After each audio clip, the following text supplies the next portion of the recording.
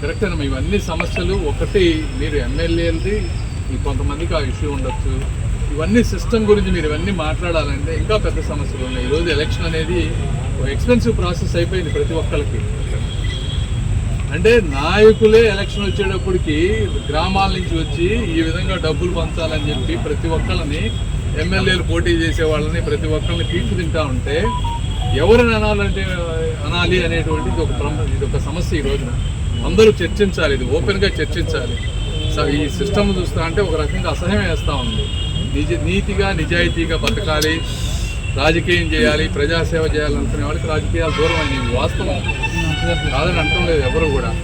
మరి జర్నలిస్టులు కానీ ఇంకొకళ్ళు కానీ ఇందులో ఎవరిని ఒక వ్యక్తిని తప్పుపట్టలేనటువంటి పరిస్థితి ఈ రోజున. ప్రజలు ఎవరో ఎందుకు, నేను మొన్న ఎలక్షన్లో పోటీ రాష్ట్రం వెళ్తూ ఉంటే లాస్ట్ రోజు క్యాంపెయిన్కి వెళ్తే కొంతమంది ప్రజలు రోడ్డు మీదకి వచ్చి మా దగ్గరికి డబ్బులు రాలేదని అడుగుతూ ఉన్నారు అంటే పరిస్థితి ఏంటో మీరు అర్థం చేసుకోండి. ఈ విధంగా మాట్లాడాలి అంటే నిజాలు, పచ్చి నిజాలు మాట్లాడాలంటే ఇది ఈ రోజున పరిస్థితి.